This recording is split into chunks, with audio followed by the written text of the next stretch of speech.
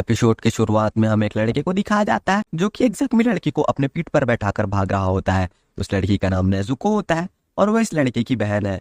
वो लड़का कह रहा होता है, मैं तुम्हें बचा लूंगा, तुम्हारा बड़ा भाई तुम्हें कुछ नहीं होने देगा। फिर सीन शिफ्ट होता है, हमें पास्ट में ले जाया जाता है जहाँ से ये सब कुछ शुरू हुआ था। इस लड़के का नाम हमें तांजीरो बताया जाता है। हम देखते हैं तांजीरो जिसका चेहरे पर कोयला उठाने की वजह से दाग लग गया होता है और तांजीरो की माँ वहाँ आकर उससे कहती है, ये तुम्हारे चेहरे पर क्या लगा है बेटा, और उसे साफ करने लगती है और कहती है, आज बर्फ काफी ज्यादा गिरी है तो अगर तुम चाहो तो कल भी जा सकते हो। हाँ वैसे मैं बताना भूल गया, तांजीरो के फादर ना होने के कारण वही लकड़ियां काटकर उन्हें बाजार में बेचता है और उसी से अपने परिवार का गुजारा करता है काफी मुश्किल से। तो अब स्टोरी में वापस आते हैं। तांजीरो अपनी माँ से कहता है, मैं अपने पूरे परिवार को आज पेट भर कर खाना खिलाना चाहता हूँ, उसके लिए मुझे जितनी मेहनत करनी पड़ेगी मैं करूंगा। और तभी तांजीरो के भाई और बहन वहाँ आ जाते हैं और कहते हैं, क्या आप आज भी बाजार जाने वाले हैं भैया, और अपने साथ ले जाने की जिद करने लगते हैं। पर उनकी माँ उन्हें मनाती है और वो मान जाते हैं। तांजीरो अपने भाई से आते वक्त मिठाई लाने का प्रॉमिस करता है और फिर उन सभी को अपना ख्याल रखने के लिए कहता है और वहां से जाने लगता है। तभी हम वही लड़की को देखते हैं जिसको हमने एपिसोड के शुरुआत में घायल देखा था। तांजीरो से अपना ख्याल रखने को कहती है और फिर तांजीरो निकल जाता है बाजार की तरफ। वो सोच रहा होता है, घर चलाना आसान नहीं, फिर भी मैं खुश हूँ। अब मेरी समझ आ रहा है कि जिंदगी मौसम की तरह है, अच्छा और बुरा समय आता जाता रहता है, पर मैं अपनी पूरी कोशिश करूंगा अपने परिवार को खुश रखने की। और हम देखते हैं तांजीरो बाजार पहुंच जाता है। तांजीरो को एक बूढ़ी औरत दिखती है और उससे कहती है, तांजीरो बेटा तुम इस मौसम में पहाड़ से उतर कर आ गए, ये तुम काफी मेहनत करने वाले लगते हो, पर ऐसा करने से तुम्हारी तबीयत भी खराब हो सकती है। तांजीरो कहता है, आपका फिक्र करने के लिए शुक्रिया, पर मैं कोयला लाया हूँ, क्या आपको चाहिए। और फिर तांजीरो के हेल्पिंग नेचर के कारण लकड़ियां काफी जल्दी बिक जाती है और वो बाजार के लोगों को मदद भी कर देता है। और फिर तभी एक आदमी उसके पास आता है और कहता है, मुझ पर चोरी करने का इल्जाम लगाया है, क्या तुम इसे स्मेल करके मेरी मदद कर दोगे। तांजीरो उस पॉट को सूंघता है और कहता है, इससे तो बिल्ली की स्मेल आ रही है। वो शॉप ओनर कहती है, अच्छा तो इसे बिल्ली ने किया है। और यहाँ हमें पता चलता है ये तांजीरो की स्मेल करने की शक्ति काफी ज्यादा है।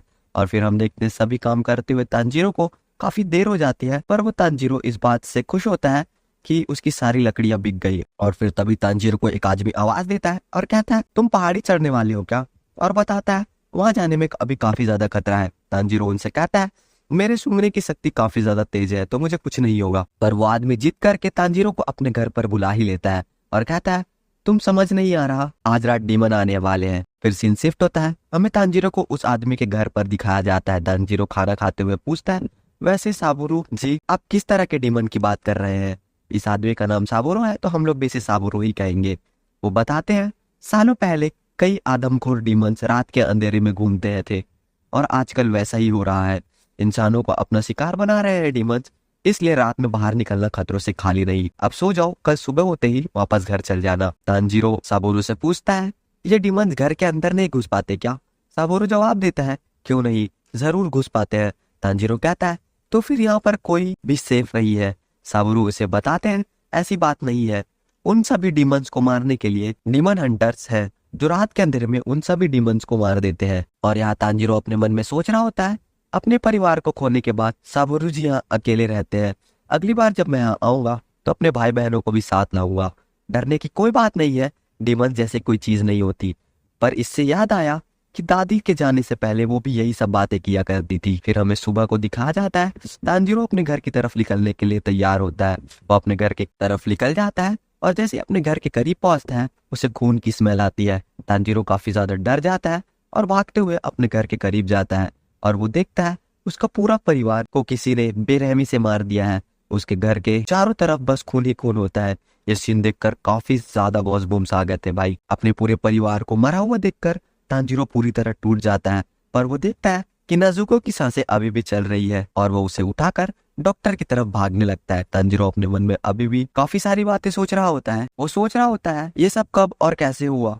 वो सोचता है, हाँ शायद ये सब किसी भालू ने किया होगा। और फिर तभी ठंडे मौसम की वजह से तांजीरो को भागने में और सांस लेने में तकलीफ होने लगती है। वो खुद को फोर्स करने लगता है और तेज भागने के लिए, पर हम देखते हैं नेजुको का हाथ काफी अजीब तरह से मूव होने लगता है। हम देखते हैं नेजुको जो कि एक डीमन में बदलने लगती है और तांजीरो जिसने उसको पकड़ कर रखा होता है वो अनबैलेंस होकर गिर जाता है, पर वो बर्फ में गिरने की वजह से बच जाता है। तांजीरो फिर से उठता है और वो नेजुको को ढूंढने लगता है। फिर हम देखते हैं नेजुको को जो कि अपना मुंह नीचे कर कर खड़ी होती है। तांजीरो नेजुको को कहता है, तुम्हारी हालत ठीक नहीं है, मैं तुम्हें अपने पीठ पर उठाकर ले चलूंगा। पर हम देखते हैं नेजुको को, जो कि एक डीमन में बदल चुकी होती है और तांजीरो पर हमला करने लगती है। वो तांजीरो को काटने के लिए आगे बढ़ने वाली होती है, पर तांजीरो अपने कुल्हाड़ी की मदद से उससे बच जाता है। नेजुको तांजीरो के ऊपर चढ़ जाती है और उसे काटने के लिए कोशिश करने लगती है, और तांजीरो को अब समझ आ जाता है कि नेजुको एक डीमन बन चुकी है। तांजीरो सोचता है, जाबुरू जी ने जो बात मुझे बताई थी वो अब याद आ रही है। नेजुको इंसान को मारने वाले डीमन बन चुकी है, लेकिन ऐसा शुरू से नहीं था। नेजुको जन्म से एक इंसान थी, लेकिन ये महक नेजुको की नहीं है। उसके अलावा कोई और भी आया था उस घर में। नेजुको ने मेरे भाई को बचाने की पूरी कोशिश की थी, तो क्या कोई और भी आया था वहां पर? और तभी हम देखते हैं नेजुको के शरीर बड़े होने लगता है और वो उसके साथ ही और भी ताकतवर होती जा रही होती है। तांजीरो सोच रहा होता है, जब मैं वहां किसी और के घर सो रहा था तो मेरा परिवार अपने मौत का मंजर से गुजर रहा था।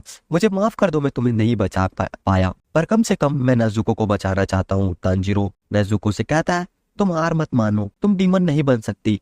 और हम देखते हैं नेजुको भी अपने आंख से आंसू गिराने लगती है, मतलब रोने लगती है। और फिर हम देखते हैं एक शख्स को जो कि अपनी स्वॉर्ड लेकर काफी तेजी से नेजुको की तरफ बढ़ने लगता है और इस पर हमला कर देता है। और नेजुको तांजीरो को लेकर साइड हो जाती है और एक पेड़ से जाकर टकरा जाती है।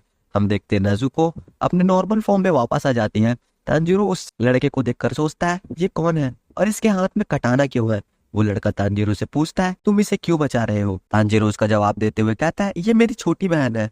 और तभी नेजुको वापस से अपना आपा खोने लगती है। वो लड़का काफी तेज से जाकर नेजुको को अपने कब्जे में ले लेता है। वो बताता है, मेरा काम है डीमंस को मारना, इसके लिए मुझे तुम्हारी बहन को मारना होगा। तांजीरो उसे समझाने की कोशिश करता है कि नेजुको किसी की जान नहीं ले सकती। मेरे घर में कोई और था जिसने हमारे घर के लोगों को मारा, मुझे नहीं पता ये डीमन कैसे बन गई। वो डीमन स्लेयर कहता है, लगता है तुम्हारी बहन के चोट पर किसी डीमन का खून गिर गया है, इसलिए वो डीमन बन गई है। वो डीमंस ऐसे ही फैलते हैं। तांजीरो कहता है, मैं नेजुको को किसी को भी नुकसान पहुंचाने नहीं दूंगा, इसे वापस इंसान बनाने का रास्ता ढूंढ लूंगा।